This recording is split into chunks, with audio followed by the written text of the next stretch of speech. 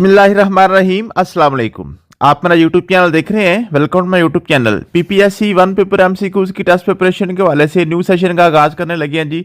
आज हमारा first lecture होगा इंशाल्लाह। तो सबसे पहले मैं आपको सिलेबस बता दूं कि पीपीएससी वन पेपर एमसीक्यूज का सिलेबस कौन सा होता है।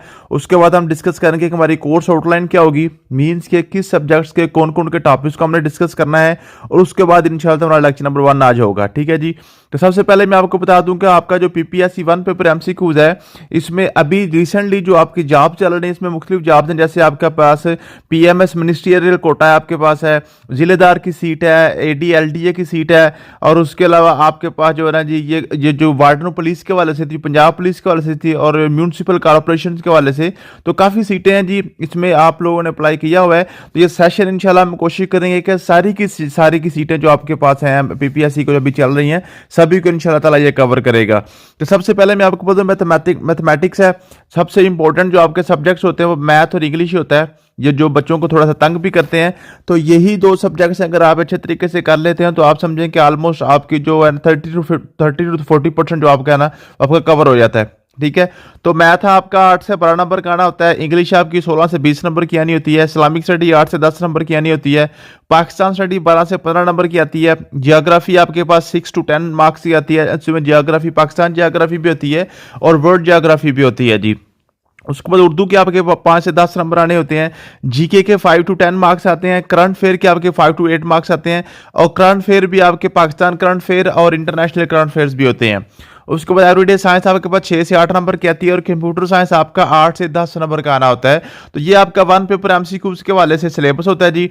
और उसमें आपके पास होता है 100 नंबर का ये पेपर आता है वन पेपर एमसीक्यूज पीपीएससी में, और उसमें आपके पास नेगेटिव मार्किंग भी होती है। नेगेटिव मार्किंग के वाले से थोड़ी सी बात बच्चों को मैं क्लियर करवा दूं कि बहुत से बच्चे पूछ रहे होते हैं कि जी नेगेटिव मार्किंग क्या है।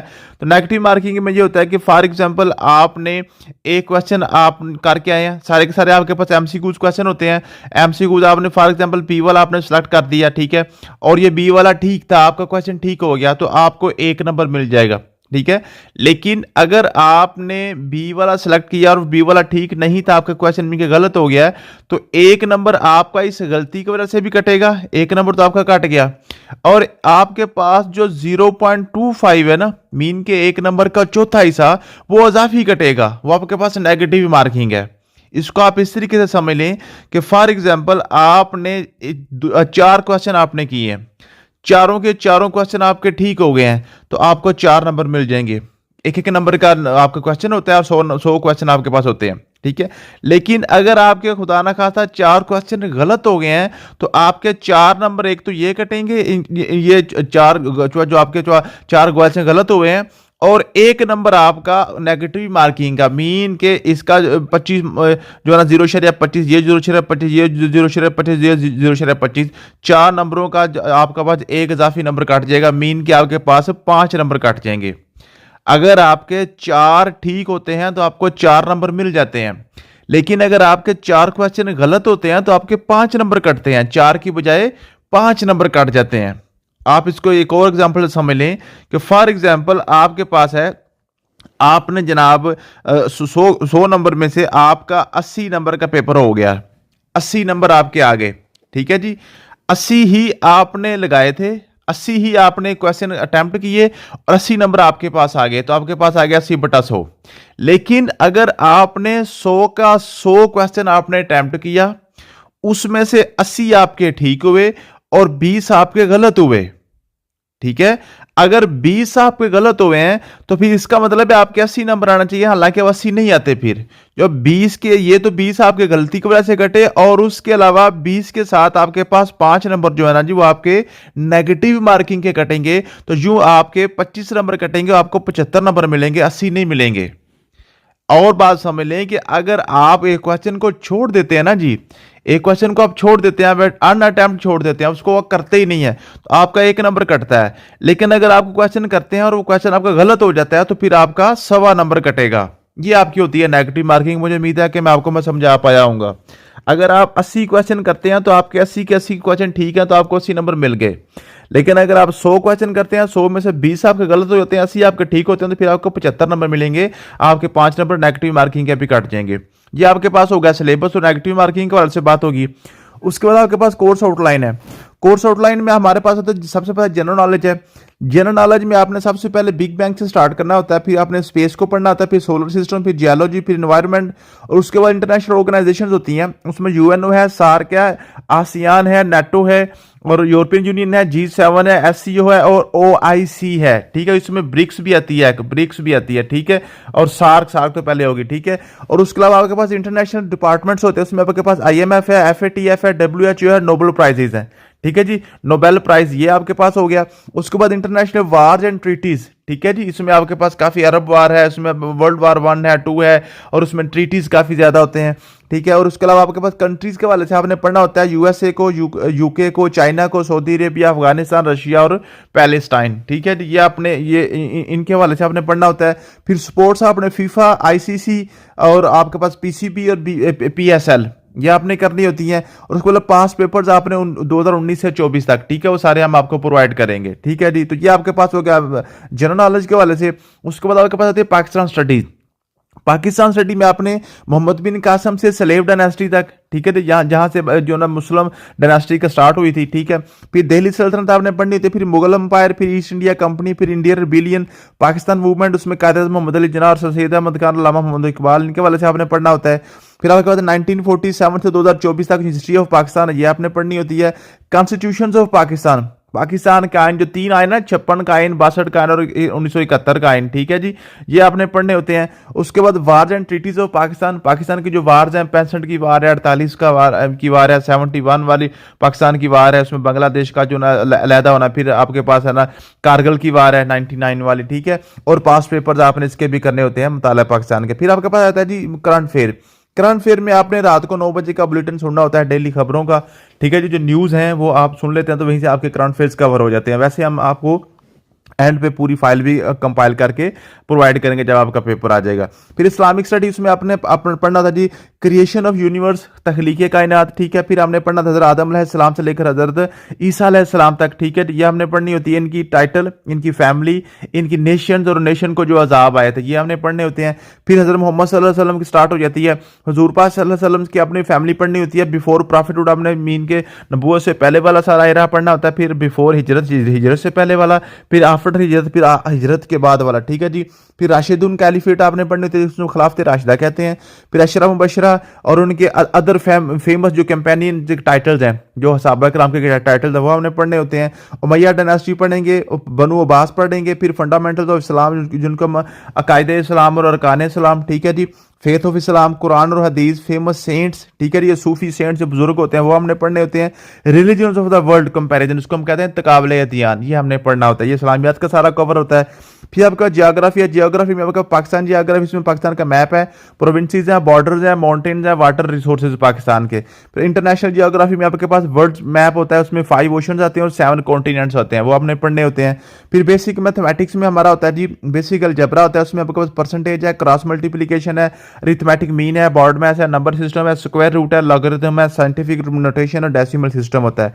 फिर आपके पास स्टेटमेंटल क्वेश्चन होते हैं, उसमें हमारे पास होता है ratio and proportion, age problems होते हैं, सिंपल एंड कंपाउंड इंटरेस्ट होता है, परमुटेशन और कॉम्बिनेशन होते हैं, वर्क एंड शेयर प्रॉब्लम होते हैं, ट्रेन प्रॉब्लम होते हैं और हेरिटेज लॉ होता है। ये हमारी होती है मैथमेटिक्स स्टेटमेंटल क्वेश्चन होते हैं। फिर ज्योमेट्री में आपने बेसिक डेफिनेशन पढ़नी होती है, 2D और 3D शेप्स हमने पढ़नी होती हैं। फिर सर्कल के वाले से triangle, area, perimeter, Pythagoras theorem, time and distance question, ये हमारे पास क्वेश्चन होते हैं मैथमेटिक्स के वाले से, ये हमने सारे कवर करने होते हैं। उसके बाद इंग्लिश है जी, इंग्लिश में हमारे पास बेसिक डेफिनेशन होती है, जो इंग्लिश के वाले से जो बेसिक डेफिनेशन है, उसमें सिलेबल की डेफिनेशन पूछ लेता है, कभी वो सिमली की डेफिनेशन पूछ लेगा, कभी वो आपके पास वर्ड की पूछ लेगा, फ्रेज की पूछ लेगा, ठीक है। तो ये आपने इनकी डेफिनेशन पढ़नी होती हैं। फिर पार्ट्स ऑफ स्पीच 8 के 8 आपने अच्छे तरीके से कवर करने होते हैं। फिर करेक्ट यूज ऑफ वर्ब, उसको सब्जेक्ट वर्ब एग्रीमेंट कहते हैं, ये आपने कवर करना होता है। फिर कंडीशनल, कंपाउंडर, कॉम्प्लेक्स सेंटेंस, ये आपने पढ़ने होते हैं। फिर प्रेपोजिशन और फ्रेजल वर्ब आपने पढ़ना होता है। फिर नरेशन मीन के डायरेक्ट इनडायरेक्ट वगैरह, ठीक है, एक्टिवाइज पैसिवाइज आपने पढ़नी है। फिर पंक्चुएशन होती है, फिर वोकैबुलरी होती है, वो आपको ओनली पास्ट पेपर थी आपने 1924 तक करने, उसमें सिनोनिम होता है, एंटोनिम आते हैं, फिर आपके पास प्रोवर्ब्स और इडियम्स वगैरह आते हैं, ठीक है जी। यहाँ पे एक होता है कैपिटलाइजेशन, कैपिटलाइजेशन वो यहाँ पे मुझे लिखना नहीं याद रहा, तो वो आपने करना होता है, ठीक है जी। उसके बाद उर्दू है। उर्दू में हमारे पास उर्दू ग्रामर होती है, उर्दू हिस्ट्री होती है, उर्दू राइटर्स और राइटिंग होती है, और 19 से 24 तक उसके भी पास पेपर्स हमने करने हैं। फिर एवरीडे साइंस, उसमें आपका फिजिक्स, केमिस्ट्री और बायोलॉजी, ये अपने 3 सब्जेक्ट उसकी बेसिक हमने कवर करनी होती है। बेसिक कंप्यूटर साइंस आखिरी आपका सब्जेक्ट होता है, उसमें आपने पढ़ना होता है जी कंप्यूटर के फंडामेंटल्स, फिर कंप्यूटर हिस्ट्री हमने पढ़नी होती है, कंप्यूटर जनरेशन हमने पढ़नी होती है, MS ऑफिस सूट, उसमें वर्ड, एक्सेल, पावर पॉइंट वगैरह आती है, ठीक है जी। उसके बाद आपको इंटरनेट एंड मीडिया पढ़ना होता है, फिर कम्युनिकेशन मोड्स एंड मीन्स हमने कवर करने होते हैं। तो ये आपके पास सारे के सारे 10 के 10 सब्जेक्ट्स के मैंने आपको पॉइंट टू पॉइंट सारे बता दिए हैं, और ये सारे के सारे नोट्स भी इंशाल्लाह ताला आपको व्हाट्सएप ग्रुप में आपके शेयर हो जाएंगे, ठीक है। आज जो हमने लेक्चर नंबर 1 पढ़ना है, इसके वाले से मैं आपको थोड़ा सा बता दूं कि ये एक तो फाइल ये वाली अब मैंने आपके ग्रुप में शेयर की थी, मैं थोड़ा सा आपका ग्रुप भी आपका दिखा दूं, ये मेरे पास खुला पड़ा है, ठीक है जी। और उसके अलावा ये मैंने आपको एक परसेंटेज वाली फाइल शेयर की थी, इसके जो पास पेपर्स हैं, ठीक है। तो ये जो हम टॉपिक पढ़ेंगे इंशाल्लाह कोशिश करेंगे उसी की ही आपको जो ना पास पेपर की फाइल भी साथ डेली बेस पे शेयर कर दी जाएगी। आज हमने मैथमेटिक्स से हमने स्टार्ट लेना है, तो मैथमेटिक्स का सबसे पहले हमने परसेंटेज वाला टॉपिक कवर करना है। तो ये परसेंटेज के वाले से जो आपके क्वेश्चन है ना, ये 2024 के क्वेश्चन है, फिर 2023 के क्वेश्चन आ गए, फिर आपके पास है ना जी 2022 के क्वेश्चन आ गए, फिर 19 के 20 के, ठीक है। तो ये आपके पास है ना 19 से लेकर 24 तक मीन के 5-6 साल के जो आपके क्वेश्चन पेपर्स है ना, वो सारे के सारे जो ना टॉपिक वाइज मीन के जो टॉपिक पढ़ेंगे उसके वाले से मुख्तलिफ सीटों में, मुख्तलिफ पेपर्स में जो भी आपके PPSC ने क्वेश्चन पूछे हुए हैं ना, वो सारे के सारे क्वेश्चन जो है ना हम इंशाल्लाह ताला साथ साथ हम कवर करने की कोशिश किया करेंगे। तो ये हमारे पास आज जो हमने जो फर्स्ट पढ़ना है आज जो हमारा होगा जी टॉपिक, वो हमारे पास होगा जी परसेंटेज, ठीक है। उसको हम शुरू करते हैं। तो इसका तरीकाकार ये है कि परसेंटेज का सबसे पहले यहाँ से हम कंसेप्ट कवर करेंगे, ठीक है। कंसेप्ट यहाँ से आपने क्लियर करने के बाद फिर आपने कोशिश करनी है कि एक्सरसाइज 1 में आपको करवाता हूँ सारी, दूसरी एक्सरसाइज आप खुद करेंगे। अगर किसी किस्म का क्वेश्चन आपसे ना हुआ तो इंशाल्लाह ताला हम कोशिश करेंगे एक जूम की क्लास भी रखेंगे साथ, डेली जूम क्लास भी रखेंगे, ताकि जो भी आपके इश्यूज यहाँ पे कवर ना हो रिकॉर्डेड में वो आप जूम पे जाके अपने साथ साथ कवर करवा लीजिएगा, ठीक है जी। और उसके अलावा जब आप ये दोनों एक्सरसाइजेज कर लें तो फिर आपने साथ ही क्या करना है, अपने पास पेपर की जो फाइल मैंने आपको शेयर किया जो आपके ग्रुप में मौजूद है, वो आपने कोशिश करनी है कि आपके साथ कवर हो जाए। तो अगर आप ये 2 एक्सरसाइज ही कर लेते हैं और साथ आपके पास जो पास पेपर्स वाली फाइल है वो आप सारी कवर कर लेते हैं, हर सब्जेक्ट की, हर टॉपिक की, तो इंशाल्लाह ताला आपकी हर चीज क्रिस्टल क्लियर हो जाएगी। अगर आप साथ साथ मेहनत करते हैं, ये मैक्सिमम आपके पास जो है ना जी ये 70 दिन जो है 70 लेक्चर टोटल इंशाल्लाह हम कोशिश करेंगे, तो ये 2.5 से 3 माह के अंदर सारे का सारा आपका कवर हो जाएगा। फिर आपका PPSC का जो भी पेपर हो, जब भी आप अप्लाई करें, आपका पेपर इंशाल्लाह ताला क्लियर हो जाया करेगा, ठीक है जी। तो ये आपके पास हो गया जी। तो इसको आपने, अब हम स्टार्ट करते हैं जी, ठीक है। थोड़ा मैं कलर चेंज कर लूँ जी, ठीक हो गया। चलें जी, चलें जी। तो एक्सरसाइज 1 ना जी, सबसे पहले आज हमने करना है जी परसेंटेज के वाले से, ठीक है। परसेंटेज के वाले से हमने करना है, तो हम क्या करेंगे, सबसे पहले परसेंटेज की डेफिनेशन पढ़ लेते हैं जी। तो परसेंटेज की जो डेफिनेशन है मैंने आपको पहले भी कई दफा करवाई हुई है। परसेंटेज का मतलब होता है परसेंट, पर का मतलब होता है बटा, सेंट का मतलब होता है 100, सेंट का मतलब होता है जी 100। तो परसेंट का मतलब होता है बटा 100, परसेंट का मतलब क्या होता है जी बटा 100। तो यहीं से सिर्फ आपने एक बात याद करनी है कि परसेंटेज का मतलब है बटा 100। अब जहां से भी आपका अब इसका क्वेश्चन आएगा और इसकी निशानी होती है इस तरह की इसकी निशानी होती है परसेंटेज की, ठीक है। जहां पे भी आपको ये वाला सिंबल, ये वाला साइन आपको नजर आ जाए, आपने क्या आपका मतलब इसका लेना है, इसका मतलब है बटा 100, इसका मतलब क्या है जी बटा 100। अब ये सारे क्वेश्चन जो आपके पेपर में आते हैं, जिस तरीके से आते हैं, वो सारे हम 1 बाय 1 करने की कोशिश करते हैं, तो आपको इंशाल्लाह ताला साथ साथ चीजें कवर हो जाएंगी कि आपने क्वेश्चन को टैकल किस तरीके से करना होता है, क्वेश्चन आपका पेपर में कैसे आता है। नंबर 1 क्वेश्चन देखते हैं। क्वेश्चन कहता है जी 18 आर 75% ऑफ विच नंबर। अब देखिए यहां लिखा हुआ है जी 18 आर 75% ऑफ विच नंबर, ठीक है। अब ये जो आपके पास स्टेटमेंट होती है ना जी, इस स्टेटमेंट को आपने मैथमेटिकल फॉर्म में कन्वर्ट करना ही असल आपका काम होता है। जब आप इस स्टेटमेंट को मैथमेटिकल फॉर्म में कन्वर्ट कर लेते हैं तो आपका क्वेश्चन कवर हो जाता है, क्वेश्चन आपका निकल आता है, ठीक है जी। इसको आपने किस तरीके से करना है, सारे के सारे क्वेश्चन एक ही पैटर्न पे करने होते हैं, एक ही तरीका होता है। अगर आप समझ लेते हैं तो सारे के सारे क्वेश्चन आपके हो जाएंगे, ठीक है। वैसे आपका जो बेसिक फार्मूला होता है परसेंटेज को, आपने ऑब्टेन्ड मार्क्स बटा टोटल मार्क्स मल्टीप्लाई बाय 100, वो तो आपने सुना होगा, जब अब जैसे हम अपनी परसेंटेज निकालते हैं, लेकिन वो क्वेश्चन कभी कभार यहाँ पे आता है, कभी कभार शादो नाजर अगर किसी की बड़ी किस्मत अच्छी हो या बिल्कुल आसान क्वेश्चन उसने डालना हो तो वो वाला फार्मूला आपका डाल देगा, कहेगा जनाब बताएं जी एक बंदा है उसने जो ना टोटल जो ना 500 नंबर है उसके 420 आए हैं, बताएं उसकी कितनी परसेंट है, तो आप क्या करेंगे 420 बटा 500 ज़रब 100 करके उसका आप परसेंटेज निकालेंगे। तो वो तो रेयर केसेस में आते हैं, लेकिन जो क्वेश्चन आमतौर पे आते हैं वो यही आपके आते हैं, ये जो स्टेटमेंटल क्वेश्चन है, ठीक है, इस तरीके से आपके बनते हैं। अब क्वेश्चन आपने क्या करना है, सबसे पहले आपने जो भी आपको स्टेटमेंट दी होगी ना जी, उसको आपने मैथमेटिकल फॉर्म में कन्वर्ट करना है। अगर आप मैथमेटिकल फॉर्म में कन्वर्ट कर लेते हैं तो आपका क्वेश्चन ईजी हो जाएगा। फॉर एग्जाम्पल आपके पास क्वेश्चन है 18 आर 75% ऑफ विच नंबर। आप देखें 18 जो हमने क्या करना है, ये जो सारी समझ लें कि जो इंग्लिश लिखी हुई है ना, इस इंग्लिश को आपने नंबर में कन्वर्ट करना है, आपने मैथमेटिकल फॉर्म में कन्वर्ट करना है। अब 18 क्या 18 तो पहले ही आपके पास मैथमेटिकल फॉर्म है, तो 18 का 18 आ जाएगा, 18 का 18 ही आ जाएगा, 18 का आगे पास आ गया 18। अब आगे लिखा हुआ है आर। अब जहां पे आपके पास इज एम आर जो होता है ना इंग्लिश में, इज एम आर, इज और आर, ठीक है, यह आवाज, उसका मतलब होता है बराबर। ये अब आप बात याद कर लें, सारे के सारे क्वेश्चन में आपके ऐसे ही होने हैं, ठीक है जी। 18 आर, 18 का मतलब होता है 18 आर का मतलब होता है बराबर, 75 का मतलब है 75, 75 का मतलब है 75। अब परसेंट आगे आगे लिखा हुआ है परसेंट, परसेंट का मतलब होता है बटा 100, मैंने अभी आपको बताया। परसेंट का मतलब क्या है जी, बटा 100। मीन के ये जो आपके पास सारी की सारी ये जो आपके पास स्टेटमेंट है ना, इस स्टेटमेंट को हमने क्या करना है, हमने क्या करना है, हमने जनाब वो निकालना है, इसकी आंसर निकालना है, इसको हमने स्टेटमेंट को मैथमेटिकल फॉर्म में कन्वर्ट करना है, ठीक है जी। अब हमने क्या कर लिया जी, 18 आर 75% ऑफ जो था ना, ऑफ का मतलब होता है ज़रब, ऑफ का मतलब होता है ज़रब। हमेशा आपने ये बात याद करनी है और सारे के सारे क्वेश्चन आपके इसी पैटर्न पे निकल आने हैं। ऑफ का मतलब होता है ज़रब। विच नंबर, ये जो विच नंबर लिखा होता है ना, which number, which number mean के जो नंबर वो पूछ रहा है, विच आ जाए, व्हाट आ जाए, हु आ जाए, हाउ आ जाए, जो जहां पे आपके क्वेश्चन होता है, ठीक है, उसका मतलब होता है एक्स, उसका मतलब क्या होता है एक्स। तो ये सारी की सारी आपकी स्टेटमेंट जो है आपकी मैथमेटिकल फॉर्म में कन्वर्ट होगी, ठीक है जी। हमने क्या पढ़ा है, अगर इज आ जाए, अगर आर आ जाए, उसका मतलब होता है बराबर, ऑफ का मतलब होता है ज़रब, ठीक है जी। और जहां पे आपका क्वेश्चन मार्क आएगा, विच आए, व्हाट आए, हाउ आए, ठीक है जी, हु आए, तो उसका मतलब है एक्स, उसका क्या मतलब है जी, उस हमारे पास है एक्स, उसका मतलब है एक्स। ये तो आपने दो तीन बातें अगर आप याद कर लेते हैं तो आपके सारे के सारे क्वेश्चन हो जाएंगे, ठीक है जी। और परसेंट का मतलब क्या जी, परसेंट का मतलब होता है बटा 100, परसेंट का मतलब क्या होता है बटा 100, ये मैंने आपको बताया, सिर्फ ये सिंपल सी बात सिर्फ यही आपको बताई है, ठीक है जी। ये आपने कवर करनी है। अब देखें, जब मैंने आपके पास ये हमने कर लिया कि 18 आर 75% ऑफ विच नंबर, उसको हमने मैथमेटिकल फॉर्म में कन्वर्ट कर लिया। अब आपका क्वेश्चन बिल्कुल आसान हो जाएगा। अब सिर्फ इसको आपने सिंप्लीफाई ही करना है। 18 का मतलब होता है 18, बराबर का मतलब है बराबर।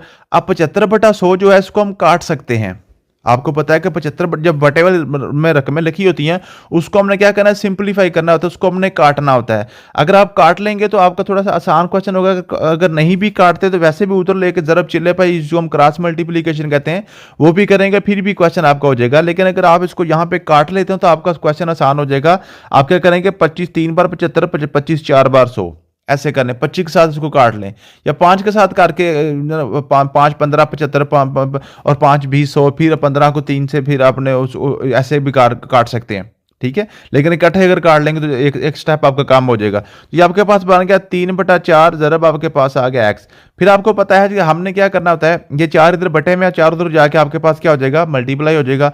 और ये 3 जो है, 3 आपके पास ऊपर है, उधर जाके नीचे चला जाएगा। ये क्रॉस मल्टीप्लीकेशन आपको आती होगी, बिल्कुल सिंपल है, ठीक है। तो हमारे पास आ गया जी 18 बटा, नीचे मेरे पास 3 आ गया, ऊपर मेरे पास 4 आ गया, बराबर मेरे पास रह गया एक्स। एक्स ही मैंने फाइंड करना था, एक्स ही मैंने फाइंड करना था। तो मेरे पास क्या आ गया जी, अब 3 एक बार, 3 3 6 बार 18 था, 6 4 बार 24, 6 4 बार 24। तो मेरे पास आंसर क्या आ गया, 24। आंसर क्या आ गया, 24। इसका मतलब है 24 मेरा ऐसा नंबर था जिसका 75% निकालूं तो उसका आंसर 18 आता है, ठीक है जी।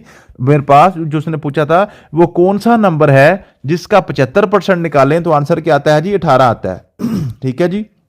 वो कौन सा नंबर है, विच नंबर का मतलब है वो कौन सा नंबर है, वो कौन सा नंबर है जिसका 75% निकालें तो वो 18 आंसर आता है। तो वो मेरे पास नंबर क्या है जी, 24 है।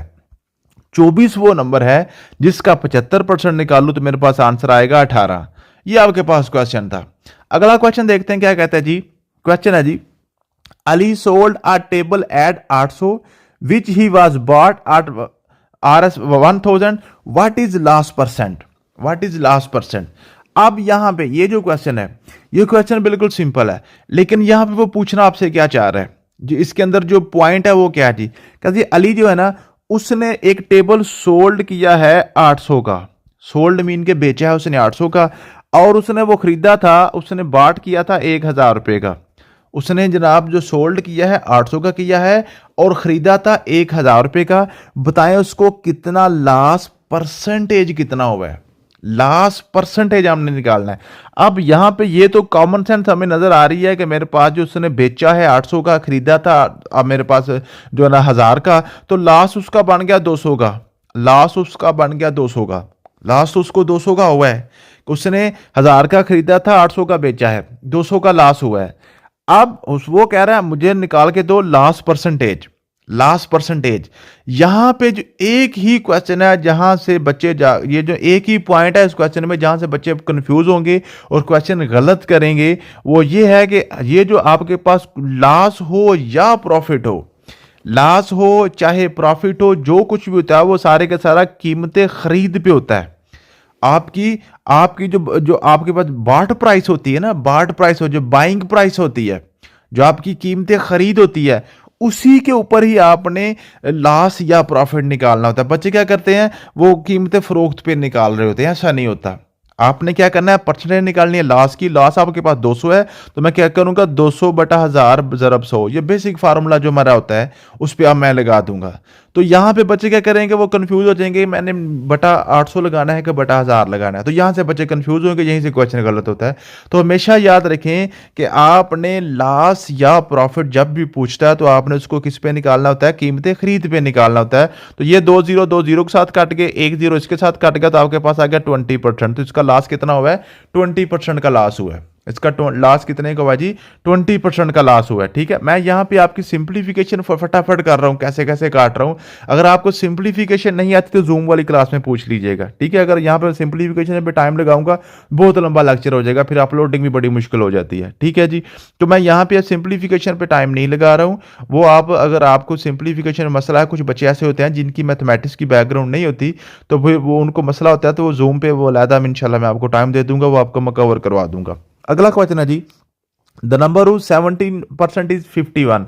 अब लिखा हुआ द नंबर हुज, मैंने आपको बताया था जहां भी व्हाट आ जाए, हुम आ जाए, हुज आ जाए, हु आ जाए, मीन के जहां पे क्वेश्चन मार्क वाला आंसर आ जाए उसका मतलब होता है एक्स, उसका मतलब होता है एक्स। द नंबर हुज का मतलब हो गया एक्स। ठीक है जी, आगे जी 17%, 17 बटा 100 आ गया। 17 का क्या जी, आपके पास क्या आ गया जी, 17 बटा 100, परसेंट का मतलब होता है 100। ठीक है जी, इसका मतलब होता है बराबर, और 51 का मतलब हो गया 51, 51 ही आ गया। सिंपल सी बात है, आपके पास आ गया जी, आपके पास 17x बटा 100 बराबर आ गया आपके पास 51। एक्स जब 17 कर ले या 17x कर ले एक ही बात होती है, सिर्फ उसको लिखने की खूबसूरती एक होती है। ठीक है जी, हम क्या करेंगे, अब मेरे पास ये क्या बनेगा, 100 उधर जाके मल्टीप्लाई हो जाएगा, 17 नीचे चला जाएगा। ये तो आपके पास क्रॉस से मल्टीप्लीकेशन होती है। तो आपके पास क्या बन गया, x बराबर आ जाएगा 51 बटा आपके पास 3 ज़रब आपके पास आ जाएगा 100। ठीक है जी, आपके पास आ गया जी, ये आपके पास आ गया जी, ये है आपके पास, ये सॉरी ये हमने क्या कर दिया, ये हमारे पास आया था जी जनाब, ये आया था x ज़रब 17 बटा 100 बराबर आ गया 51। तो 17 नीचे ना था आपके पास 51 बटा आपके पास 17 ज़रब आपके पास 100 आ गया। 17 एक बार 17, 17 तीन बार 51, तो 3 को 100 से मल्टीप्लाई करें आंसर आ गया 300।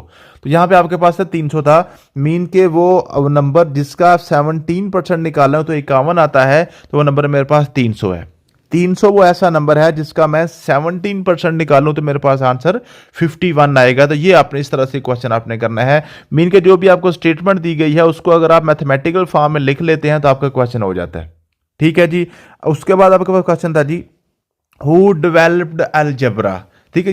ये अलजबरा का आपके पास आ गया मूसा ख्वारिज़मी का। ठीक है, ये हम ये जो ना फादर्स ऑफ डिफरेंट साइंसेस, वो पूरी एक लिस्ट आपको मैं प्रोवाइड कर दूंगा। उसमें से father of algebra, father of chemistry, father of physics, father of astronomy, father of geometry. ठीक है, वो सारे के सारे जो है ना वो इंशाल्लाह मैं आपको जो है ना साथ साथ कवर करके वो सेंड कर दूंगा, तो वो आपके व्हाट्सएप ग्रुप में, तो वो आपने एक ही दफ़ा याद कर लेने।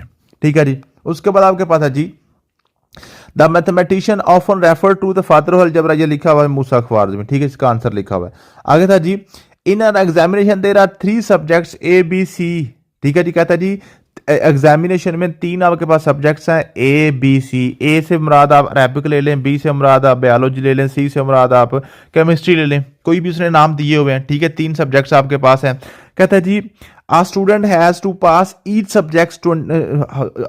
क्या मतलब है कि एक स्टूडेंट ने तीनों को पास करना है, तो वो पास कंसीडर होगा। A student has to pass each subjects 20%। Each subject mean के अगर कोई बच्चा तीनों के तीनों सब्जेक्ट्स को पास करता है तो वो पास कंसीडर होगा। आप कहता जी 20% स्टूडेंट फेल्ड इन ए, ये जो ए है ना इसमें 20% बच्चे फेल हो गए। ठीक है, और उसके बाद कहता जी स्टूडेंट फेल्ड इन बी 16% इन सी। ठीक है, 22% फेल्ड इन बी, बी में हमारे पास हो गया 22% फेल हो गए, और सी में हमारे पास हो गए 16% फेल हो गए। सी में हो गए 16% फेल हो गए। आप कहता है जी total number of students passing the whole exam lies between, ये आपके पास 4 ऑप्शन दिए हुए हैं। कहता है जी टोटल बच्चे बताएं जो बच्चे पेपर में पास हुए हैं, जो बच्चे पेपर में पास हुए हैं। अब यहाँ पे क्वेश्चन में पॉइंट क्या है? पॉइंट सिर्फ ये है, वो कह रहा है जी वो बच्चा पास कंसीडर होगा जिसमें तीनों के तीनों सब्जेक्ट जिस बच्चे के पास होंगे वो बच्चा पास कंसीडर होगा। अब इनमें से 20% बच्चे हो गए अरबिक में फेल हो गए, 22% बच्चे हो गए बायोलॉजी में फेल हो गए, और आपके पास 16% बच्चे ऐसे हैं जो केमिस्ट्री में फेल हो गए हैं। बताएं टोटल पास कितने होंगे, उसकी क्या आपके पास अपॉर्चुनिटी क्या है, पॉसिबिलिटी क्या है? ठीक है, अब देखें इसमें पॉइंट क्या देखें। फॉर एग्जाम्पल जो मेरे बच्चे अरबिक में फेल हुए हैं ना, वो बाकी दोनों में सारे के सारे पास हैं, बाकी सब्जेक्ट्स में वो पास हैं, सिर्फ अरबिक में ही 20 बच्चे फेल हुए हैं 100 में से। ठीक है, अब ये जो मेरे पास 22 बच्चे बायोलॉजी में फेल हुए हैं ना, वो बाकी दोनों सब्जेक्ट्स में अरबिक और केमिस्ट्री में पास हैं, और जो बच्चे केमिस्ट्री में फेल हुए हैं ना 16, वो बाकी दोनों अरबिक और बायोलॉजी में पास हैं। इसका मतलब है ये जो 20 बच्चे हैं ये और हैं, ये जो 22 बच्चे हैं ये और हैं, ये 16 बच्चे हैं ये और हैं। ठीक है, मींस के जो बच्चा एक भी सब्जेक्ट में फेल है वो तो फेल कंसीडर होगा। इसका मतलब है ये सारे बच्चे जो है ना ये फेल हैं, ये सारे बच्चे जो हैं ये फेल हैं। ठीक है, इसका मतलब टोटल मेरे पास बच्चे का 20 और 22 42 और 16 मेरे पास आ गए जी, और 58 आ गए। ठीक है जी, तो मेरे पास बच्चे आ गए जी 58 बच्चे फेल हो गए। फॉर एग्जांपल मेरे पास ये बच्चे फेल हो गए 58। इसका मतलब है 58 अगर फेल हुए तो 42 मेरे पास पास हो जाएंगे, 42 पास हो जाएंगे। अब दूसरी पॉसिबिलिटी क्या है? दूसरी पॉसिबिलिटी ये है कि ये जो सबसे ज्यादा बच्चे फेल हुए हैं बायोलॉजी में, अब ये जो मेरे पास 22 बच्चे बायोलॉजी में फेल हुए हैं, इन्हीं 22 में से ही वो 20 बच्चे ऐसे हैं जो अरबिक में भी फेल हैं, मीन के जिनकी 2 सप्लियां आ गई हैं। उसने ये तो नहीं कहा हुआ कि जो उसने ऐसी कोई कंडीशन हमें नहीं बताई कि जो बच्चे एक किताब में फेल हैं बाकी सारी में पास हैं। सिर्फ उसने ये बताया कि 20% अरबिक में फेल है, 22% बायोलॉजी में फेल है, 16% आपके जो ना केमिस्ट्री या कंप्यूटर जो भी सी उसमें फेल है। अब पॉसिबिलिटी पहले ये है कि जो बच्चे एक बुक में फेल है बाकी दोनों में वो पास है, तो वो तो सारे के सारे लहदा बच्चे हो गए, वो 58 फेल हो गए और 42 हमारे पास हो गए, 42%। अब अगर ये पॉसिबिलिटी ये भी हो सकती है कि जो बच्चे 22 सबसे ज्यादा बायोलॉजी में फेल हुए हैं, हो सकता है इन्हीं 22 में से वो 20 बच्चे भी हों जो अरबिक में फेल हैं, और इन्हीं 22 में से ये केमिस्ट्री वाले भी 16 बच्चे हों जो बायोलॉजी में फेल हैं। ठीक है, मीन्स के इन्हीं 22 में से 22 बच्चे ऐसे हैं जिनकी बायोलॉजी में कम पार्ट है, 20 बच्चे वो हैं जिनकी बायोलॉजी और अरबिक दोनों में आपकी सप्ली आ गई है, दोनों में फेल हो गए हैं, और 16 बच्चे ऐसे हैं जिनकी जो ना अरबिक में भी बायोलॉजी में और केमिस्ट्री तीनों में फेल हैं। मीन्स के कुल मिला के बच्चे सिर्फ 22 ही फेल हुए हैं। इनमें से कुछ ऐसे हैं जो एक किताब में फेल हुए हैं, कुछ ऐसे हैं जो 2 बुक्स में फेल हुए हैं, जो कुछ ऐसे हैं जो तीनों बुक्स में फेल हैं। मीन के कुल मिला के बच्चे हमारे 22 ही फेल हुए हैं। ठीक है। और अगर 22 फेल हो गए तो फिर हमारे कितने 78 पास हो जाएंगे, फिर 78 पास हो जाएंगे। तो पॉसिबिलिटी क्या है जी, कम से कम बचे 42, अगर सारे के सारे लहदा भी हो फिर 42% पास हो जाएंगे। अगर सारे एक ही हों तो फिर हमारे पास 78% पास हो जाएंगे। तो फिर हमारे पास जो पॉसिबिलिटी है वो 42 to 78 वाली हमारे पास, जो बी वाला ऑप्शन ठीक था। इस तरीके से क्वेश्चन वो आपको घुमा फिरा के पूछेगा, ठीक है। तो अगर आप स्टेटमेंट को समझ लेंगे तो क्वेश्चन आपके कवर हो जाएंगे, अगर आप स्टेटमेंट को नहीं समझ पाएंगे तो आपके क्वेश्चन कवर नहीं होंगे। अगला क्वेश्चन है जी, A candidate attempted 12 question and secured full marks in all of them। कहता है जी एक कैंडिडेट है, उसने 12 क्वेश्चन अटेम्प्ट किए हैं, मीन के 12 क्वेश्चन उसने सॉल्व किए हैं और 12 के 12 में से उसने फुल मार्क्स लिए, 100% मार्क्स उसके आए हैं 12 के 12 क्वेश्चन में से, ठीक है जी। अब क्या कहता है जी, इफ ही ऑब्टेन्ड 60%। अब क्वेश्चन समझ लें, 12 के 12 क्वेश्चन किए हैं, 12 के 12 क्वेश्चन उसके ठीक हुए हैं, फुल मार्क्स मिले हैं, लेकिन फिर भी उसके 60% मार्क्स बने हैं। 60% मार्क्स बने हैं, क्या मतलब है कि उसने सारे क्वेश्चन सॉल्व नहीं किए, मीन्स के पेपर में 12 से ज्यादा क्वेश्चन थे, उससे सिर्फ 12 हुए हैं, और जो उसने 12 किए हैं वो 12 के 12 उसके सही हुए हैं। तो सारे के सारे उसके सही होने के बावजूद उसको 60% मार्क्स मिले हैं, 100% मार्क्स नहीं मिले, क्योंकि 100% मार्क्स उसको तब मिलेंगे जब वो सारे क्वेश्चन करेगा। पेपर में हो सकता है 30 क्वेश्चन हो सकता है 25 क्वेश्चन हो सकता है 20 क्वेश्चन हो, लेकिन उसने 12 किए हैं और वो 12 के 12 उसके सही हुए हैं, उसको फुल मार्क्स मिले हैं। तो उसको कितने मिले हैं जी, 60% मार्क्स मिले हैं। इसका मतलब है अगर 12 के 12 क्वेश्चन उसने किए हैं, 12 के 12 क्वेश्चन उसके ठीक हुए हैं, तो 12 क्वेश्चन मिले हैं, 60% है। इसका मतलब है एक क्वेश्चन जो ना 60 को 12 पे तकसीम करना, तो मेरे पास आंसर आता है 5, 12 5 बार 60। इसका मतलब है एक जो क्वेश्चन था वो 5 नंबर का था। यहां से ये हमें समझ आती है कि अगर वो 12 क्वेश्चन करता है और 12 क्वेश्चन करने के बाद उसको मार्क्स मिलते हैं 60%, 100 में से 60 मार्क्स मिलते हैं, इसका मतलब है एक क्वेश्चन फिर 5 नंबर का था, 12 5 बार 60 फिर ही बनता है, ठीक है। अब अगला क्वेश्चन देखते हैं, क्वेश्चन क्या कहता है जी, उसको दे in the test all question carries equal marks, then what is the number of question in the test. कहता है टोटल क्वेश्चन कितने होंगे फिर टेस्ट में, टोटल क्वेश्चन कितने होंगे। अगर वो 12 क्वेश्चन करता है तो 60% मार्क्स मिलते हैं, वो कितने क्वेश्चन करेगा तो उसको पूरे 100 मार्क्स मिल जाएंगे।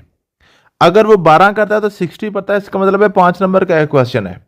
अगर 5 नंबर का एक क्वेश्चन तो पूरा 100 लेने के लिए हमें 20 क्वेश्चन करने पड़ेंगे, 20 5 बार 100। इसका मतलब है यहाँ पे हमारे पास जो क्वेश्चन थे 20 क्वेश्चन थे हमारे पेपर में, तो 20 में से 12 क्वेश्चन उसने किए हैं और उसको 60 नंबर मिल गए हैं, ठीक है। ये आपके पास क्वेश्चन था। अगला क्वेश्चन है जी, द नंबर हुज 25% इज 75, ये आप खुद आप करेंगे। द नंबर हुज एक्स आ गया, ठीक है जी, 25% का 25/100 आ गया, इसका मतलब होता है बराबर, 75 का मतलब होगा 75, ये अब आप कर लेंगे। ये मैंने आपको ऊपर 2 क्वेश्चन करवाए हैं। द नंबर हुज 29% इज 100, ये भी आप कर लेंगे। द नंबर हुज एक्स आ गया, 29% का 29/100 आ गया, इसका मतलब होता है बराबर, तो 100 का मतलब हो गया 100, इसको आप सॉल्व कर लेंगे तो आपका क्वेश्चन हो जाएगा। अगला क्वेश्चन है जी, 65% of A number is 25 less than 4/5 of what number. अब ये देखें क्वेश्चन बिल्कुल आसान है, सिर्फ क्या है, इसको अगर आप मैथमेटिकल फॉर्म में कन्वर्ट कर लेते हैं आपका क्वेश्चन क्लियर है। 65%, 65/100 आपका मतलब होता है जरब आ नंबर। आ नंबर क्या है जी, आ नंबर क्या, आ नंबर पता है एक्स, जो हम नंबर हमने निकालना है, आ नंबर एक्स को हमें उस नंबर का हमें पता नहीं कौन सा नंबर है, वो हमने एक्स रख लिया, इसका मतलब होता है बराबर 21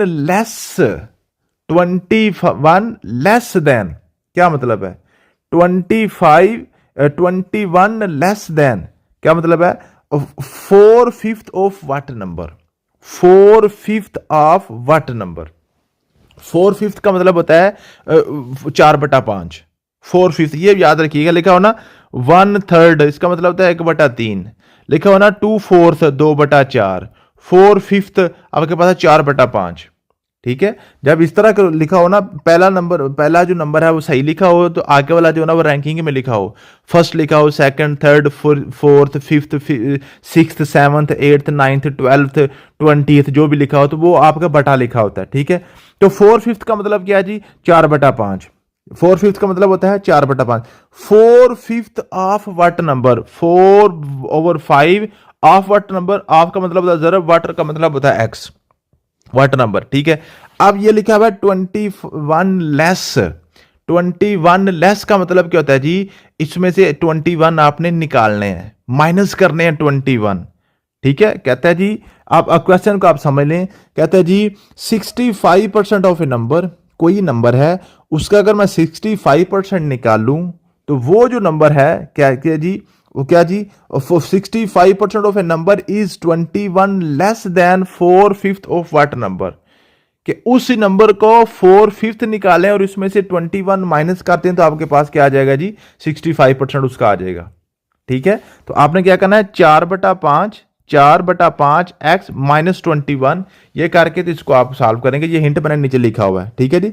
65% ऑफ का मतलब है जरब, और आ नंबर एक्स आ गया, बराबर आएगा 4/5 जरब एक्स माइनस 21, सिर्फ इसको आपने आप सॉल्व करना और आपने एक्स की कीमत निकालनी है, ठीक है जी।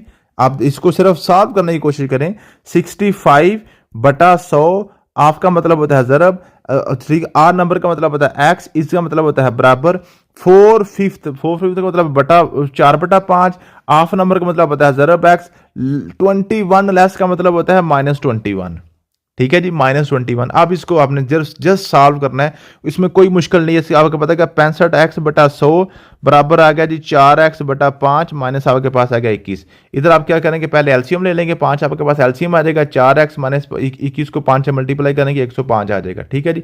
इधर आपके पास 65/100 है, इसको सिर्फ काट के 5 इधर मल्टीप्लाई हो जाएगा जी, नीचे आ जाएंगे तो आपका क्वेश्चन का आंसर आ जाएगा। बिल्कुल आसान सा क्वेश्चन है, अगर ना हुआ तो जूम वाली क्लास में दोबारा करवा लीजिएगा, मैं 10 दफा करवा दूंगा, ठीक है। अगला क्वेश्चन है जी, radius of a sphere is increased by 10% then its surface area is increased by. अब देखें यहां पे क्वेश्चन क्या जी, कहता है जी एक तो यहां पे आपको स्फीयर का रेडियस का फार्मूला आना चाहिए 4πr², ठीक है जी। तो आपने ये हम ज्योमेट्री में भी कर लेंगे, ठीक है, बल्कि ये क्वेश्चन हम छोड़ देते हैं, या हम ज्योमेट्री वाले पोर्शन में जाकर कर लेंगे जी।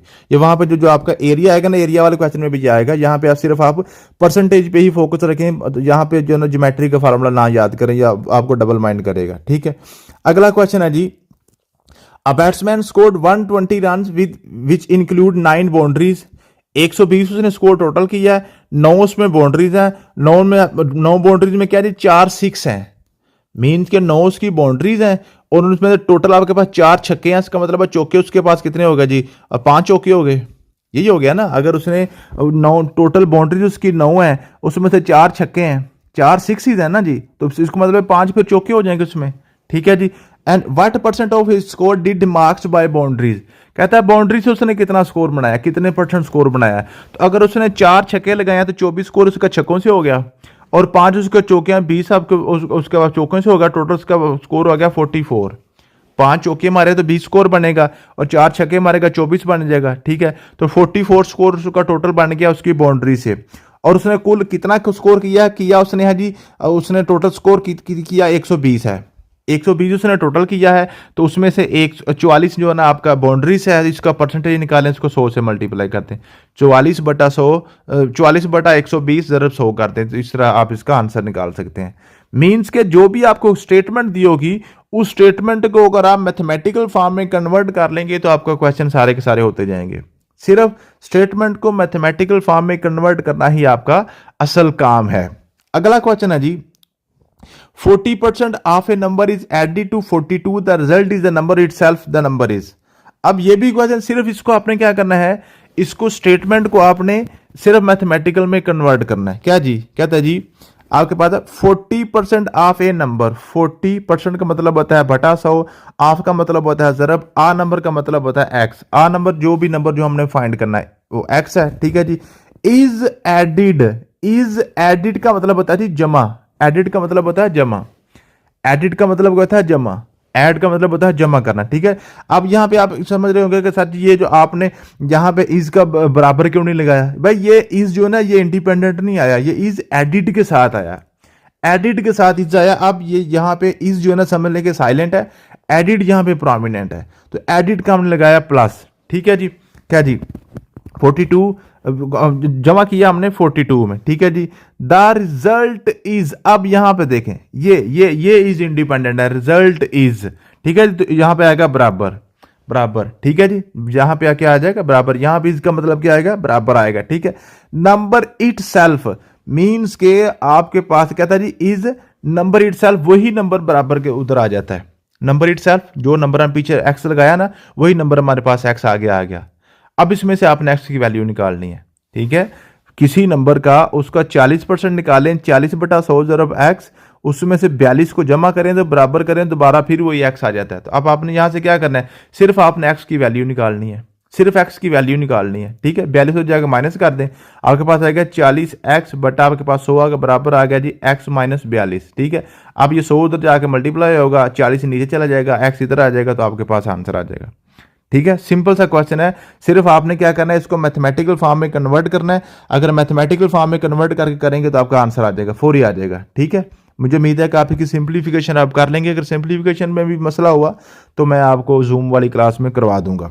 अगला क्वेश्चन आपके पास है जी, 24% ऑफ 44 प्लस 12% ऑफ, ये तो सिंपल सा क्वेश्चन है। कहता है जी 24% ऑफ 44 और 44 प्लस 12% ऑफ 22, तो आप क्या करेंगे, 24/100 ज़रब 44 जमा हमारे पास आ गया जी 12%, 12/100 ऑफ 22 ज़रब हमारे पास आ गया 22। इसको दोनों को आपने सॉल्व करके जमा कर देना, सिर्फ सिंपल सा आपका क्वेश्चन था। अगला क्वेश्चन आपके पास क्या है जी, अगला क्वेश्चन है हमारे पास है जी, a dealer purchase 22 pencils for RS20, 22 पेंसिलें खरीदी हैं और 20 रुपए की खरीदी हैं, 22 पेंसिलें 20 रुपए की खरीदी हैं जी, ठीक है। And sells them at rate of 10 pencils for 11, उसने क्या किया जी, 10 पेंसिलों को 11 रुपए में बेचा है, 10 पेंसिलों को 11 रुपए में बेचा है। तो क्या कहता है जी, उसकी प्रॉफिट बताएं, बताएं दूसरा प्रॉफिट परसेंटेज बताएं, उसकी प्रॉफिट परसेंटेज बताएं, उसकी प्रॉफिट परसेंटेज बतानी है, ठीक है।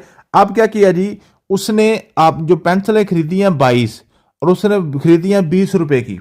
मैंने आपको बताया था प्रॉफिट या लॉस जो भी होगा वो आपने क्या करना है, आपने कीमतें खरीद पे निकालना होता है, ठीक है। आप कीमतें खरीद उसकी है 20 रुपए, कीमतें खरीद उसकी 20 रुपए है, 20 रुपए में उसने खरीदी हुई है। अब आपने देखना है कि उसने बेची कितने की है, उसने बेची कितने की है। अब वो कहता है जी, उसने जो ना आपके पास है, उसने जी आपके पास है 10 पेंसिलें 11 रुपए में बेची हैं, 10 पेंसिलें 11 रुपए में बेच रहा है वो, 10 पेंसिल्स 11 रुपए में, मींस के उसके पास टोटल पेंसिल कितनी है, 22 पेंसिल्स हैं, 22 पेंसिल्स हैं। 10 पेंसिल वो अगर वो बेचता है 11 रुपए की, 10 पेंसिल वो बेचता है 11 रुपए की, तो 20 पेंसिल कितनी की बेच लेगा, 22 रुपए की। 20 पेंसिल कितने बेच लेगा, 22 रुपए की। आप देखें 10 पेंसिल बेची हैं 11 रुपए की, तो 20 पेंसिल कितनी की बेच लेगा, 22 रुपए की। 10 11 की होगी ना, तो 20 22 की होगी, ठीक है। तो दो उसके पास फिर बढ़ गई हैं, दो उसके पास 20 बच गई हैं। टोटल 22 पेंसिलें उसने खरीदी थी ना, टोटल उसने 22 पेंसिलें खरीदी थी 20 रुपए की। अब उसने क्या किया जी, 10 पेंसिल 11 के हिसाब से बेच रहा है, ठीक है। तो उसने 20 उसकी बिकी 22 रुपए की, ठीक है। अब दो बच गई हैं, दो मजीद हैं। अब दो कितने की हैं, वो वही हिसाब से, अगर 20 22 की बिक रही हैं तो दो हमारे पास 2.2 की बिक जाएंगी, 2.2 की। तो टोटल उसके पास कितने बन गए जी, टोटल उसके पास 11 और 22 23, आपके पास कितने हो गए जी, सॉरी ये 20 और 22 रुपए की 20 पेंसिल और 2.2, टोटल आपके पास 24.2, टोटल उसने 24.2 में बेची हैं, ठीक है जी। टोटल उसने 24.2 में बेची हैं, 20 रुपए की खरीदी, इसका मतलब उसको तकरीबन 4 रुपए मुनाफा आ गया, तकरीबन 4 रुपए मुनाफा आ गया। समझ लें कि उसने 24 की बेच दी है, 4 रुपए मुनाफा आया। अब 4 बटा हम क्या करेंगे, 20 करेंगे, ज़रब 100 कर देंगे, ये उसको मुनाफा आ जाएगा। कीमतें खरीद पे हमने निकालना था, उसकी परसेंटेज मुझे प्रॉफिट निकल आएगा, ठीक है। मुझे उम्मीद है कि आपको इस बात की समझ आ गई होगी। अगला क्वेश्चन आपके पास है जी, a toy is sold for 220, what is the cost rate of profit 10%, rate of 10%। आप क्या मतलब है, आप कह रहे जी एक बंदा है, उसने अपना जो खिलौना है ना वो बेचा है 220 रुपए का। अब सोल्ड प्राइस है 220 रुपए, सोल्ड प्राइस है 220 रुपए। कहें जी अगर उसने 10% मुनाफा लिया है, अगर उसने 10% मुनाफा लिया है तो बताएं उसकी कास्ट प्राइस कितनी थी, इनके कीमतें खरीद कितनी थी। ये असल क्वेश्चन है। यहाँ पे नेक्स्ट टाइप आपकी शुरू हो गई है परसेंटेज की, यहाँ पे आपको थोड़ी सी बात समझनी पड़ेगी। ठीक है, अगर आप यहाँ पे समझ लेंगे तो नेक्स्ट सारे क्वेश्चन आपके इस तरीके से होते जाएंगे। आप देखें एक यहाँ पे बात जो समझने वाली बात कौन सी होती है। फॉर एग्जाम्पल मैं कहता हूँ मैंने एक चीज़ खरीदी है 100 रुपये की, मैंने चीज़ खरीदी है 100 रुपये की। अब इसमें से मैं 15% मुनाफा लेना चाह रहा हूँ, मैं 15% मुनाफा लेना चाह रहा हूँ। तो जो बंदा मुझसे खरीदेगा वो मुझे कितने पैसे देगा? वो मुझे एक तो 100 रुपया ये जो मेरी कीमत खरीद है ये देगा, प्लस मेरा जो है ना 15% जो मुनाफा है वो भी मुझे देगा। तो टोटल मुझे कितने पैसे देगा? 115% देगा। टोटल मुझे कितने देगा? 115% देगा, क्योंकि जो मेरे पास टोटल वैल्यू होती है ना, टोटल वैल्यू मेरे पास 100% होती है। ये बात शायद आपको समझ ना आ रही हो, फिर समझ लें। आपके पास मैंने चीज़ खरीदी है 20 रुपये की, एक मैंने चीज़ खरीदी है 30 रुपये की, एक चीज़ खरीदी है 90 रुपये की, एक चीज़ खरीदी है 150 रुपये की। ठीक है, अब मैं कहता हूं जो मेरे पास ये 20 रुपये वाली चीज़ है इसकी 100%, इसकी 100% पैसे जो है ना मैंने अदा कर दिए। फॉर एग्जाम्पल इसके मैंने 100% मैंने पैसे दुकानदार को अदा कर दिए। तो मैंने कितने पैसे अदा किए हैं भाई? 20 रुपये अदा किए हैं जितने की चीज़ थी। 100% का मतलब होता है कुल कीमत खरीद। कुल कीमत खरीद जो है ना वो आपके पास 100% होती है परसेंटेज में। तो इसकी कुल कीमत 20 रुपये की थी, तो हम अगर मैं इसका 100% अदा कर देता तो इसका मतलब मैंने 20 रुपये अदा कर दिए। ये मेरे पास चीज़ ही 30 रुपये की है, तो अगर मैं कहूँ जी इसका मैंने 100% अदा कर दिया है, इसका मतलब मैंने 30 रुपये दे दिए। ये मेरे पास चीज़ थी 90 रुपये की, अगर मैं कहता हूँ कि मैंने 100% अदा कर दिया तो इसका मतलब मैंने 90 रुपये अदा कर दिए। ये मेरी चीज़ थी 150 रुपये की, तो मैं कहता हूँ मैंने 100% अदा कर दिया, इसका मतलब मैंने 150 रुपया बंदे को दे दिए। इसका मतलब है ये जो आपके पास 100% होता है ना, 100% का मतलब 100 नहीं होता, 100% का मतलब होता है कुल कीमत खरीद। अब वो कुल कीमत खरीद आपकी 20 रुपये भी हो सकती है, 50 रुपये भी हो सकती है, 100 रुपया भी हो सकता है। ठीक है, वो आपका जितनी भी आपके पास जितने की चीज़ है वो अगर उसकी टोटल कीमत आप दे देते हैं तो आपने उसका 100% आपने दे दिया। जब परसेंट लग जाता है तो परसेंट का मतलब आपकी वैल्यू नहीं होती, बल्कि आपने उसकी क्वांटिटी को बताना होता है कि कितने परसेंट आपने दे दिया। ठीक है, अब देखें जरा, कहते जी टॉय हमने सोल्ड किया है 220 रुपये का, 220 रुपये का। अब ये जो कीमतें आपके पास फरोख्त होती है ना, जो सोल्ड होती है, इस सोल्ड में आपके पास दो कीमतें होती हैं। एक इसमें होती है जो आपके पास परचेज या कास्ट प्राइस होती है, जितने पैसों के आपने खरीदी होती है, और प्लस इसमें आपके पास नफा या नुकसान शामिल होता है। वो दोनों को मिला के आपके पास जो बंदा आपसे खरीदा उसने आपको ये चीजें देनी होती हैं, ये आपको कीमतें देनी होती हैं।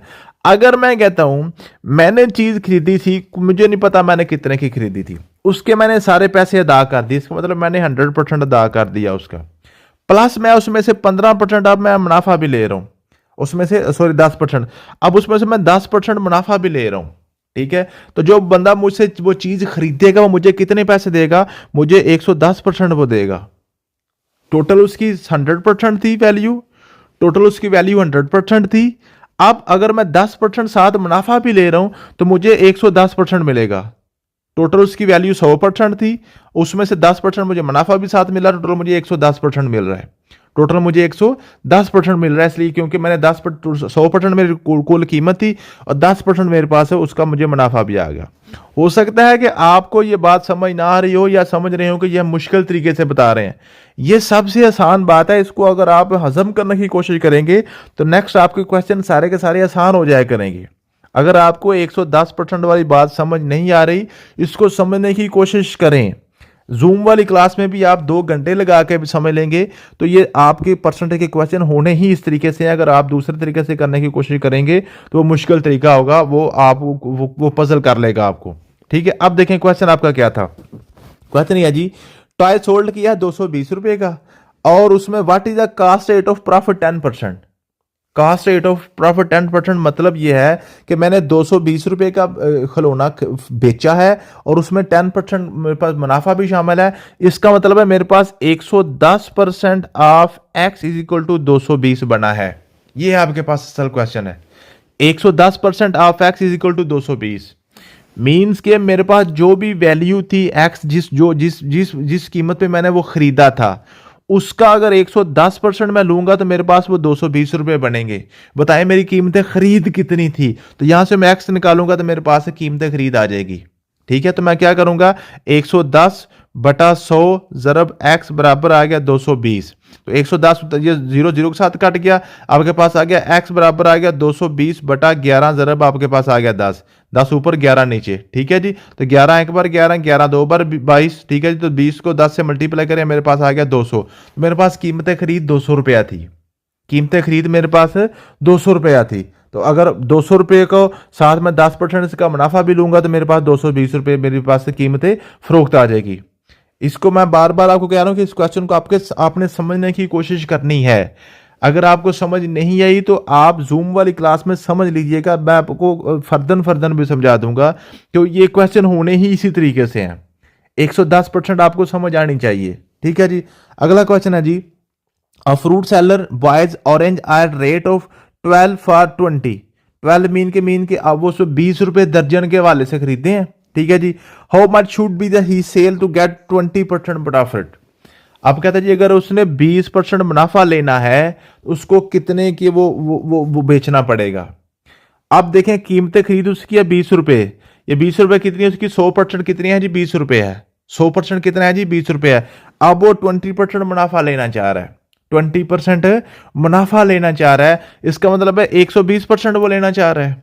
टोटल उसके टोटल उसका जो 100% है वो 20 रुपए है, जो कीमत खरीद है वो 20 रुपए है। अब उसका वो 120% लेना चाह रहा है, तो हमने निकालना क्या 120% ऑफ 20, 120% ऑफ 20, ये हमने निकालना है। 120 बटा 100 ज़रब आपके पास आ गया 20, आपका मतलब ज़रब होता है ना, मैंने आपको बताया हुआ है। एक को 0 के साथ काट गया, एक 0 से 0 के साथ काट गया, तो 12 को 2 से मल्टीप्लाई करें आपके पास आएगा 24। तो 24 रुपये का वो बेच लेगा। ठीक है, 24 रुपये का बेच लेगा। अगर आप दूसरे तरीके से करने की कोशिश करेंगे, आप क्या करेंगे 20 रुपये की आप क्या करेंगे, आप जो है ना ये जो 20 रुपये का 20% मुनाफा निकाल के तो फिर आप उसकी कीमत फरोख्त निकालने की कोशिश करेंगे, तो थोड़ा क्वेश्चन लंबा हो जाएगा। सीधा सीधा करें कि 20% उससे मुनाफा लेना है, 20% मुनाफा ले लेना, तो 120%, 100% तो आपकी कीमत खरीद होती है। ठीक है जी, 100% कीमत खरीद होती है, तो जितना उसमें से आपने मुनाफा लेना है उसमें उसको आप 100 में ऐड कर दें, उसको आप 100 में ऐड कर दें। ये क्वेश्चन आपको क्योंकि एक्सपीरियंस है ना, बहुत से बच्चों को तंग करते हैं जिनकी मैथ की बैकग्राउंड नहीं है, जो जिनको पहले इस तरह से नहीं समझाया गया। तो ये आपने ये मेथड आपने बार बार करना है, ये आपको अगर एक दफ़ा आ गया तो क्वेश्चन आपके आसान हो जाएंगे।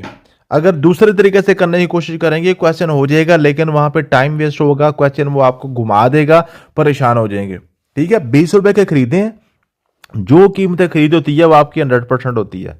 ठीक है, मुनाफा कितना लेना है 20%, इसका मतलब है 100 में से हमने 20 रुपये मुनाफा भी लेना है, इसका मेरे पास टोटल मेरे पास है 120% आ गया। 120% किसका, 20 का, जो हमने कीमत खरीदी है। 120% ऑफ 20 निकालें, आपके पास आंसर आ जाएगा, फौरी आपके पास कीमतें फरोख्त आ जाएगी। ठीक है जी, उसके बाद आपके पास है जी in an election between two candidates, one get 55% of total valid votes, 20% of valid votes that the other candidate got is 400। कहता है जी दो कैंडिडेट थे, इलेक्शन हुआ है, एक ने लिए हैं जी 55% वोट, एक ने लिए हैं 55% वोट, और दूसरा जो हारा है उसने लिए हैं 20% वोट, और जिसने जो हारा है उसने 400 वोट लिया है।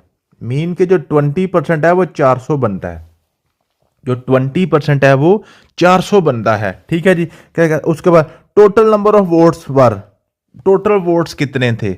आप कहता जी 20% जो है ना वो आपके पास 400 बनता है, 20% जो है ना वो 400 बनता है, 20% जो है ना वो 400 बनता है। अगर हम टोटल वोट्स का 20% निकाल लें तो 400 बनता है। अब कहता है टोटल वोट्स कितने, मीन की 100% कितने बनेंगे, 100% कितने बनेंगे। तो मैं क्या करूंगा 20% of x is equal to 400। It's simple से क्वेश्चन है। ठीक है जी, तो 20% का मतलब होता है बड़ा 100 ज़रब आपके पास x बराबर आ गया 400। इसको आप सिर्फ आपने सॉल्व करना है, ये 0 0 के साथ काट गया, जब 20 एक बार 20 20 5 बार 100, 5 को जरा मल्टीप्लाई करने के बाद गया 1000, तो टोटल आपके पास वोट 1000 था, टोटल वोट आपके पास 1000 था। ठीक है जी, तो अगर इसको आप फार्मूले के साथ करने की कोशिश करेंगे तो मैक्सिमम आपके 15 से 20 सेकंड लगेंगे क्वेश्चन करने में, लेकिन अगर आप वही रवायती तरीके से करने की कोशिश करेंगे तो क्वेश्चन तो आप कर लेंगे, लेकिन फिर आप यही क्वेश्चन करेंगे पेपर में आपका टाइम निकल जाएगा। तो हमने टाइम भी बचाना है। पीपीएससी में सिर्फ आपको 90 मिनट मिलने हैं, इससे ज़्यादा आपको टाइम नहीं मिलना। 90 मिनट में आपने 100 क्वेश्चन भी करना है। हर क्वेश्चन को आपको 1 मिनट से कम टाइम मिलता है। हमने मैक्सिमम समझ लें कि 30 सेकंड में क्वेश्चन करके फिर हमने बाद में क्या करनी है, रिवीजन भी देखनी होती है। हमने डिसीजन भी लेना होता है कि हमने कौन सा क्वेश्चन करना, फिर बबल भी फिल करना होता है, नाम पता भी लिखना होता है, सारा कुछ लिखना होता है। ठीक है, तो यूं आपने इसको फार्मूला से करेंगे तो फटाफट आपका क्वेश्चन हो जाया करेगा। Jafar drew a square, then he erased it and then drew a new square whose sides were 3 times the sides of the first drawn। क्या कहता है जी, जेफर ने एक स्क्वायर ड्रा किया, ठीक है, फिर उसको अरेज कर दिया, एक नया स्क्वायर ड्रा किया। जो अब नया स्क्वायर ड्रा किया है उसकी जो साइड थी वो 3 टाइम बढ़ी थी पहले वाले से। ठीक है जी, by what percent the area was increased. वो कहता है जी कितने परसेंट एरिया उसका बढ़ गया था, एरिया उसका कितने परसेंट बढ़ गया था। अब क्या मैं कहता हूं जी, जाफर ड्रू एक ने पहले स्क्वायर ड्रा किया, ठीक है जी। मैं कहता हूं फॉर एग्जांपल जो उसने जो पहला स्क्वायर ड्रा किया था ना जी, उसने जो पहला स्क्वायर ड्रा किया था, ये मेरे पास जो पहला स्क्वायर था उसकी जो लंबाई चौड़ाई थी, लंबाई भी 1 थी चौड़ाई भी 1 थी, क्योंकि स्क्वायर की लंबाई चौड़ाई सेम होती है। ठीक है, तो उसका एरिया भी क्या बन गया, 1 मल्टीप्लाई 1, आपके पास 1 आ गया। 1 मीटर स्क्वायर उसका एरिया बन गया जो पहले वाले का था। अब कहते हैं उसको उसने रेज करके क्या किया, नया किया। नया में क्या होगा, new square whose sides were 3 times side the first drawn. Mean के जो आप नया बनाया ना वो उससे 3 गुना बड़ा बनाया। मीन के वो पहले की अगर 3 थी ना, 1 थी, इसकी 3 है, लंबाई भी 3 है, चौड़ाई भी 3 है। अब इसका एरिया कितना बन जाएगा, लंबाई तरफ चौड़ाई आपके पास 9 बन जाएगा। क्या बन जाएगा, 9 बन जाएगा। कहता है bye what percent area was increased, area कितना बढ़ गया है, एरिया कितना बढ़ गया है। आप देखें कितने का फर्क पड़ गया जी, पहले आपके पास 1 था, अब आपके पास बन गया है 9। आपके पास क्या बन गया है, 9 बन गया है। फर्क कितने का आपके पास, 8 का फर्क पड़ गया। आपके पास फर्क कितने का पड़ गया जी, 8 का फर्क पड़ गया। तो अब आपके पास ओरिजिनल वैल्यू आपके पास क्या थी, 1 थी, ओरिजिनल वैल्यू आपके पास 1 थी। अब न्यू वैल्यू, अब जो अजाफा कितना हुआ, 8 का हुआ, तो हम क्या करेंगे, 8/1 जरब आपके पास आ गया 100, तो 8 को मल्टीप्लाई करें 800%, तो उसका एरिया 800% बढ़ जाएगा। ठीक है जी, समझ आ गई है। वही बात है जो मैंने आपको बताया था कि जो आपने नफा या नुकसान है वो आपने क्या करना है, कीमतें खरीद पे करना होता है। जो पहले वाले जो कीमत आपकी होती है, जहां पे पहली कीमत आपके पास 1 थी, दूसरी कीमत में जो प्रॉफिट आया वो उसमें जो फर्क आपका जो है वो 8 का आया, तो 800% आ गया। जो आपके पास क्वेश्चन था, अगला क्वेश्चन है जी, in a class of 80 students 50% of total student have bikes. जो टोटल आपके पास 80 बच्चे हैं, वो 80 का जो 50% है ना उनके पास बाइक्स हैं। Out of those 50% 30% have skateboards. उन्हीं 50 में से आपके पास 30% बच्चे ऐसे हैं जिनके पास स्टेक बोर्ड्स भी हैं। What is the total number of students having both skates and bikes and skateboards. अब यहां पे क्वेश्चन अगर आप इसकी स्टेटमेंट देखें तो लंबी चौड़ी नजर आ रही है, लेकिन जो सिंपल जो क्वेश्चन अगर आपको फार्मूला आता है तो क्वेश्चन सिर्फ आपको इतना सा है, हमने निकालना जी 30% ऑफ 50% ऑफ 80। ये क्वेश्चन आपने निकालना है। क्वेश्चन सिर्फ आपका इतना है, आपके पास टोटल आपके पास बच्चे हैं 80, टोटल आपके पास बच्चे हैं 80 का जो 50% है ना वो उनके पास आपके पास क्या है जी, उनके पास आपके पास बाइक्स हैं। अब इन्हीं 50% में से 30% बच्चे ऐसे हैं जिनके पास स्टेक बोर्ड्स भी हैं। हमने निकालना है वो बच्चों की तादाद निकालनी है जिनके पास बाइक भी है और स्टेक बोर्ड भी है। मीन्स के हमने क्या निकालना है, 30% ऑफ 50% ऑफ 80। ये आपके पास असल क्वेश्चन है कि 80 का 50% निकाल लो, जो क्वेश्चन आएगा, जो आपका आंसर आएगा उसका ही 30% निकाल दो, तो आपके पास आंसर आ जाएगा। तो जिनके पास स्टेक बोर्ड भी है और जिनके पास बाइक भी है, ये आपने करना है। तो ये क्वेश्चन सिंपल है, 30/100 ज़रब 50/100 ज़रब 80। मैंने आपको बताया हुआ है कि 30% का मतलब है 30/100, आपका मतलब है ज़रब, फिर आपके पास 50% 50/100, आपका मतलब है ज़रब, आगे आपके पास 80 आ गया। बस यही आपने काम करना था। ये आपके पास एक 0 0 के साथ काट गया, ये 0 इस 0 के साथ काट गया, ये वाला 0 इस 80 वाला 0 के साथ काट गया, ऊपर आपके पास बन गया 3 5 15 15 जो ना 15 ज़रब 8 ऐसे कर लें, और नीचे आपके पास क्या बचा हुआ, यहाँ पे 10 बचा हुआ है। ठीक है जी, ठीक है, समझ आएगी। तो आप क्या करेंगे, 5 2 बार 10, 5 3 बार 15, ठीक है। और ऊपर आपके पास आएगा 8 3 बार 24, नीचे आपका 2 2 1 बार 2 2 4 बार 8 3 4 बार 12, टोटल आपके पास 12 बच्चे हैं। 12 बच्चे ऐसे हैं टोटल जिनके पास टेक बोर्ड भी है और बाइक भी है। तो अगर आप फार्मूले के साथ करेंगे फटाफट क्वेश्चन हो जाएंगे, फार्मूले के साथ नहीं करेंगे तो थोड़ा सा लंबा क्वेश्चन हो जाएगा, ठीक है जी। अगला क्वेश्चन है जी 30% और 50%, ये तो आप हिंट दिया हुआ, ठीक है। In exam 45% students were failed and 550 students were pass, the total number of students appeared in exam. क्या मतलब है, कहता है जी 45% जो बच्चे हैं ना वो फेल हो गए हैं और 550 बच्चे पास हो गए हैं। आप देखें टोटल आपके पास बच्चे 100% होते हैं, टोटल किसी भी चीज की वैल्यू आपके पास 100% होती है। अब उसमें से कहता है जी 45% बच्चे फेल हो गए हैं, इसका मतलब है 55% पास हो गए होंगे, क्योंकि 45 फेल हुए हैं ना, तो 55 हमारे पास पास हो गए। और वो जो 55 पास हुए हैं उनकी तादाद 550 है, वो बता रहा है 550 बच्चे पास हो गए हैं, और जो 55 बच्चे पास हुए हैं वो उनकी तादाद 550 है। बताएं टोटल बच्चे कितने हैं, बताएं टोटल बच्चे कितने हैं। तो इसका सिंपल सा क्वेश्चन है, ये जो आपकी स्टेटमेंट बन रही है, हमने निकालना है 55% ऑफ x बराबर है 550। ये आपका क्वेश्चन है कि अगर हम उसका 55% निकालें तो 550 बनता है। बताएं टोटल वैल्यू कितनी है। तो हम क्या करेंगे, 55 बटा आपके पास 100 आ गया, जरब आपके पास x आ गया, बराबर आ गया 550, ठीक है। x इधर आ जाएगा, उधर आपके पास 550, नीचे 55 चल जाएगा, ऊपर आपके पास 100 आ जाएगा। 55 एक बार 55, 10 को 100 से मल्टीप्लाई करें 1000, तो टोटल आपके पास बच्चा 1000 था। टोटल जो बच्चे थे उसमें से 1000 बच्चे थे, उसमें से 550 आपके पास जो ना पास हो गए हैं और बाकी आपके पास 450 जो है फेल हो गए होंगे। तो टोटल आपके पास 1000 बच्चा था। तो ये आपके पास एक्सरसाइज 1 मैंने आपको करवा दी है, ठीक है। अगर किसी क्वेश्चन की समझ नहीं आई तो आप बार बार इसको रिपीट करके वीडियो देख लीजिएगा। अगर फिर भी समझ ना आए तो आपने क्या करना है, जूम वाली क्लास इंशाल्लाह ताला आपके व्हाट्सएप ग्रुप में मैं जो उसकी जो अनाउंसमेंट कर दूंगा, उसी ग्रुप में ही आपने उसको टाइमिंग हम डिसाइड कर लेंगे, तो आप जूम वाली क्लास में इंशाल्लाह ताला आपका परसेंटेज वाला टॉपिक आपने क्या करना है, अब आपका जो आपकी असाइनमेंट यह है कि एक्सरसाइज नंबर 2 ये आपने करनी है, और साथ जो आपको पास्ट पेपर शेयर किए हैं परसेंटेज के वाले से वो आप कवर कर लेंगे, तो इंशाल्लाह ताला परसेंटेज वाला आपका टॉपिक जो है वो कवर हो जाएगा। कल इंशाल्लाह ताला हम आपका अरिथमेटिक मीन वाला कर लेंगे, उसके बाद ऐसे करके 8-10 दिनों में मैथमेटिक्स कंप्लीट करके फिर हम इंग्लिश को स्टार्ट कर लेंगे। थैंक यू सो मच, मिलते हैं नेक्स्ट वीडियो में। अल्लाह हाफिज़।